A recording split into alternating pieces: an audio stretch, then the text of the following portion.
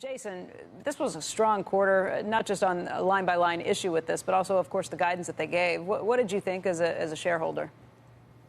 Yeah, it was a strong quarter, and it wasn't just the beat on the print, which was, was a low bar going into the quarter. It was the comprehensive nature of the beat. And, if you look at it from profit and revenue and the segments of revenue and services beat, services margin beat, and then the nice capital returns program.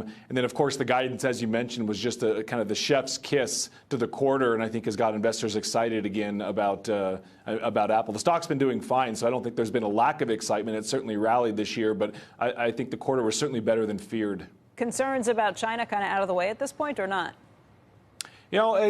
Jury's still out there. Certainly things are getting better, and the guidance that they gave or the warning they gave on China earlier this year in January seems to be perhaps them making things look worse than it actually is. And Apple does that. Tim Cook's a great operator. He's great at setting expectations and then beating those. So it seems that China for now is improving. That's definitely a 5-year story or more for Apple. So to say that we know what's happening there over the next few years, I don't think would be honest, but does seem to be improving. What did you think about the call?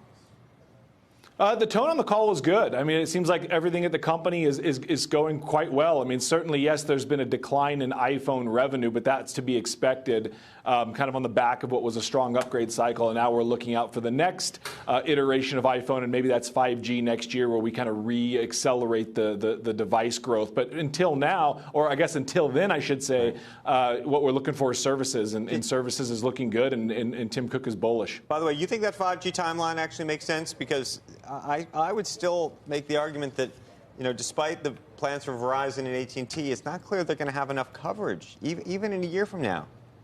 Yeah, that's a really good point. I think the bogey would be late 2020. So, we're looking 18 months down the road. Maybe it's 2021. The timing there is uncertain. But I think if you look at the bigger picture as a longer-term investor, whether it hits in 12 months or 24 months, that's probably the next push on iPhone. But I also want to be clear that, when we look at Apple, we're looking at it as a device business, not just iPhone. I mean, the wearables category, the accessories and home is becoming important. Now, granted, it's less than 10% of revenue, but it's growing quickly, and I think it's a nice representation of the broader Apple strategy, which has multiple consumer touch points with their product lineup. So that's also something to watch. Jason, we just talked about how analysts on the street are kind of chasing after what the company said yesterday, really eager to upgrade their numbers, their price targets that were below where the stock is trading right now, and their earnings expectations that were below where the company guided yesterday.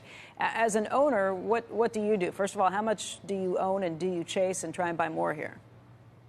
So we have a fairly good position in Apple. We've been long-term investors in Apple for many, many years for our clients. And, I don't think we're looking to add right here. We're still bullish on the stock. I think there's something to be said for this idea that the stock re-rates higher the more that services becomes part of the overall story. We've been talking about services on your network for a couple of years now and how important that will be over the long term. So the stock's trading less than the market PE on the S&P 500. If we can get a re-rating up into 2021 area over the next couple of years and earnings growth is steady, so let's say 12.50, 13 in earnings over the next 12 to 18 months, the stock has nice upside from here. So we're bullish on the position we have.